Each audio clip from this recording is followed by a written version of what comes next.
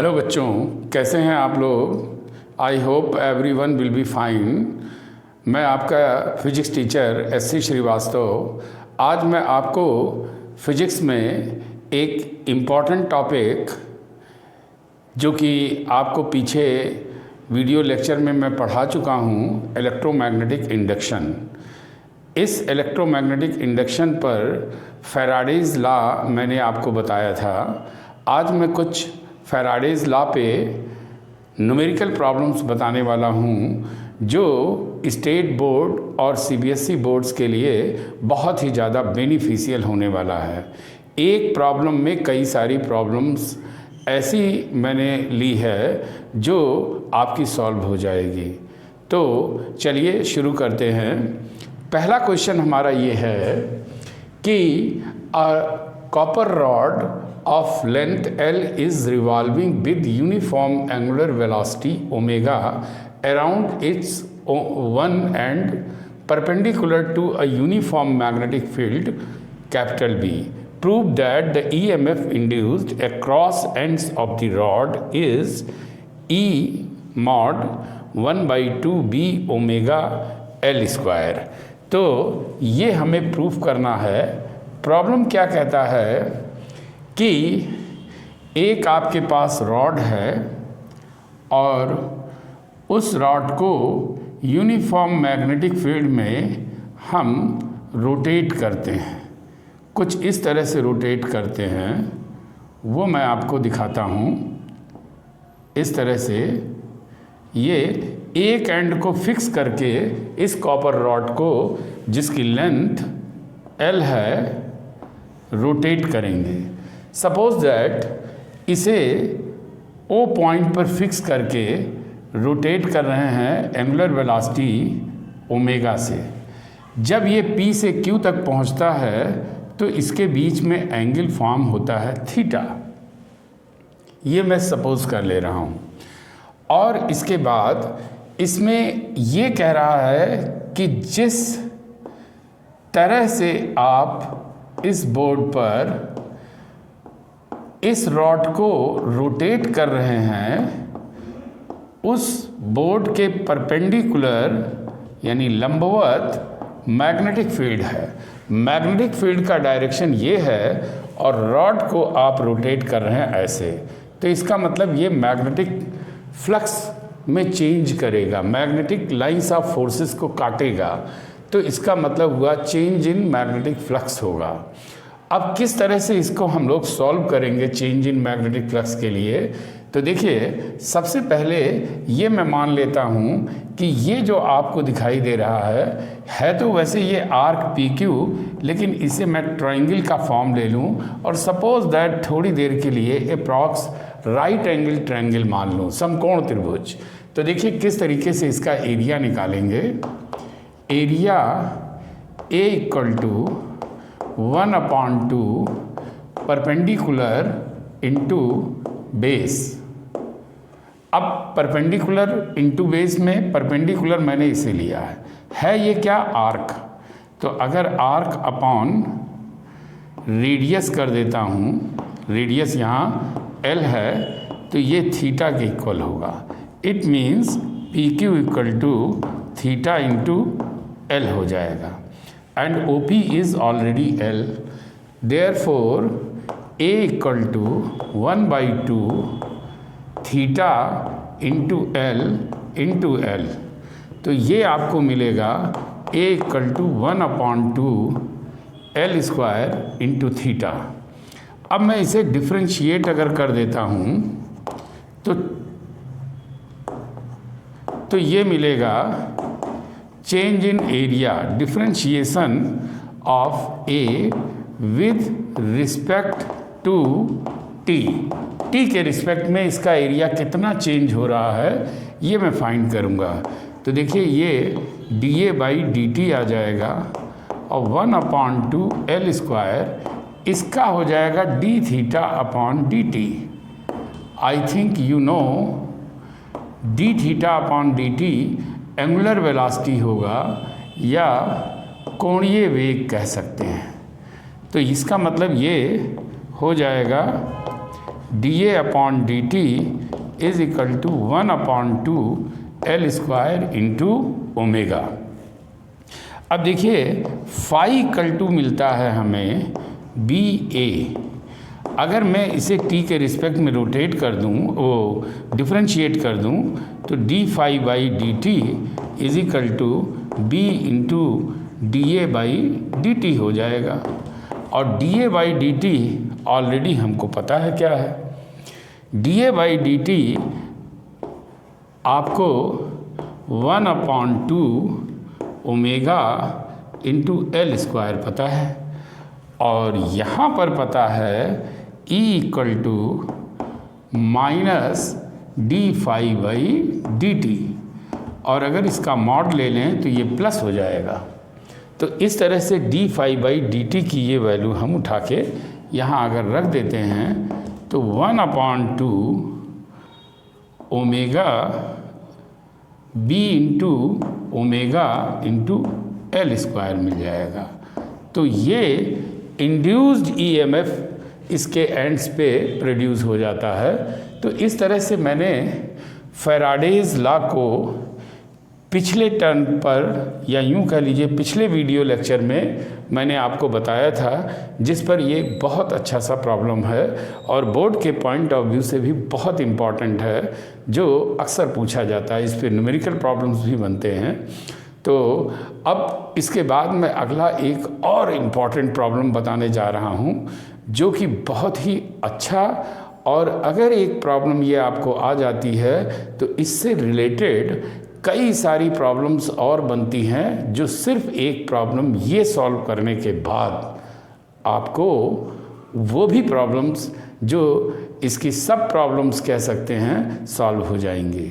लेकिन इस प्रॉब्लम को समझने के लिए कुछ फार्मूले और ज़रूरत पड़ेंगे, और वो फार्मूले क्या हैं इनको मैं बहुत जल्दी एक एक करके आपको बता रहा हूँ। पहला कि जैसे आप जानते हैं कि induced EMF is equal to -n d phi by D t होता है। अगर इंड्यूस्ड करंट फाइंड करना हो, इंड्यूस्ड करंट, तो आपको पता है I equal to E upon R होता है। और इस फार्मूले के अकॉर्डिंग अगर ये वैल्यू यहाँ रखें तो n by r d phi by D t मिलेगा। इसी तरह से अगर इंड्यूस्ड चार्ज आपको फाइंड करना है, इंड्यूस्ड चार्ज क्या होता है, तो देखिए Q equal to I into D T.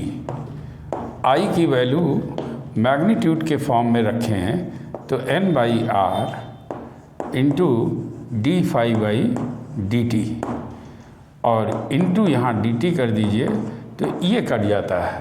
तो इस तरह से Q इक्वल टू आपको मिलेगा n by r d phi by D t, sorry d phi. अब ज़रा देखिए, एक फार्मूला ये मिला इंड्यूस्ड चार्ज का, एक इंड्यूस्ड करंट का, और EMF को आप ऑलरेडी जानते हैं। तो देखिए इस पर ये प्रॉब्लम क्या है। A long solenoid of a diameter 0.1 metre has 2 × 10⁴ turns per metre.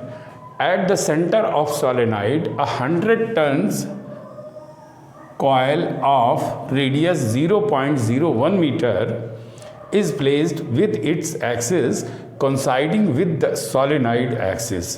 The current in a solenoid is decreased at a constant rate from 2 ampere to -2 ampere in 0.05 second. 0.05 second. Find the EMF induced in a coil. Also find the total charge flowing through the coil during this time when the resistance of the coil is 10 pi square ohm. अब देखिए कैसे find करेंगे। जैसे सबसे पहले हमने लिया कि सॉलेनाइड है, तो मैग्नेटिक फील्ड ऑफ सॉलेनाइड क्या होगा? Magnetic field of solenoid B equal to mu naught N into I. N क्या है? Number of turns per meter या per unit length. Phi equal to B A होता है, और ये आप जानते हैं कि B equal to mu naught N I into A हो गया। अब अगर change in magnetic flux find करें तो देखिए D phi by D T equal to mu naught N into A into D I by D T, ये हो जाएगा। अब जैसे D I by D T क्या कैसे फाइंड करेंगे, तो आप देख सकते हो प्रॉब्लम में क्या दिया हुआ है, d I by D t वो कुछ ऐसे है, change in current from 2 ampere to -2 ampere. It means I1 and I2, तो I2 माइनस I1 करेंगे तो चेंज इन करंट -4 हो जाएगा, -4 इन dt टाइम इंटरवल 0.05, तो 0.05 यानी अगर ऐसे कर दें तो ये आ जाएगा -80। अब सारी वैल्यूज़ को अगर आप रख देते हैं तो d phi by D t आपको पता चल जाएगा। अगर इसके साथ n भी मल्टीप्लाई कर दें तो यहाँ भी n से मल्टीप्लाई हो जाएगा, n into mu into n a into D I by D T. अब सारी वैल्यूज़ को यहाँ रखें तो नंबर ऑफ टर्न्स टोटल 100 दिया है, तो ये 100 हो गया, इंटू म्यू की वैल्यू देखिए 4 पाई इंटू 10⁻⁻7 है, और स्मॉल n यानी number of turns per unit metre 2 into 10⁻⁴। Area अगर निकालना है तो पाई आर स्क्वायर, यानी इसको ऐसे कह सकते हैं A equal to pi R square. Pi की वैल्यू पाई ही लिखा रहने दीजिए, 0.1 मीटर इसका दिया हुआ है डायमीटर, तो ये हो जाएगा अपॉन 2। तो इसका मतलब अगर मैं इसे इस तरीके से लूँ 0.1/2 होल स्क्वायर, तो पाई आर स्क्वायर आ गया, और D I by D T -80। तो देखिए अगर यहाँ पर मैंने माइनस ले लिया तो ये माइनस हो गया, और ये माइनस मिलके प्लस हो जाएगा, लेकिन ये किसके इक्वल हो गया? E के इक्वल। तो इस तरह से E equal to 100 into 4 pi into 10⁻⁻7 into 2 into 10⁻+4 into pi 0.05, तो 0.05 का स्क्वायर कर देंगे तो ये आ जाएगा आपका 0 इंटू 25 और इंटू 80। तो इस तरह से E की वैल्यू मिल जाएगी। और जब हम I इक्वल टू निकालना चाहेंगे तो बहुत आसानी के साथ E बाई R से निकाल सकते हैं, यानी इस पूरे को इस 10 पाई स्क्वायर से डिवाइड कर देंगे। तो देखिए पाई स्क्वायर है, बड़े आराम से कट जाएगा, तो I की वैल्यू निकल आएगी। और इसी तरह से अगर Q इक्वल टू फाइंड करना चाहें तो I into D T. I की वैल्यू जब ये मिल गई आपको, यहाँ पे आपने पुट कर दिया तो dt इक्वल टू 0.05 दिया है, वो यहाँ ले लीजिए। तो इंड्यूस्ड चार्ज भी पता चल गया, इंड्यूस्ड करंट भी पता चल गया।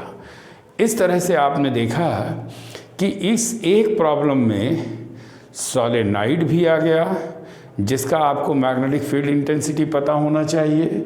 फिर उसके बाद मैग्नेटिक फ्लक्स भी आ गया, और उसके बाद इंड्यूस्ड ईएमएफ आ गया।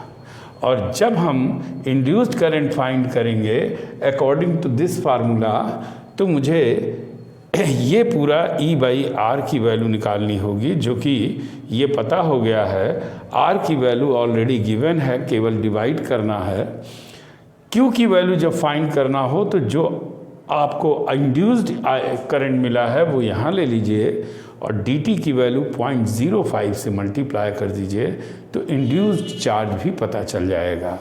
तो इस तरह से एक प्रॉब्लम में कई सारी प्रॉब्लम्स एक तरह से इंक्लूड हैं।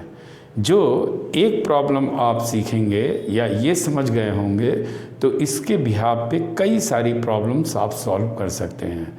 तो अगर आपको हमारा ये वीडियो लेक्चर अच्छा लगा हो, समझ में आया हो, और आपको लगता है कि इससे फ़ायदा हुआ है, तो आप मेरे इस चैनल को सब्सक्राइब करें।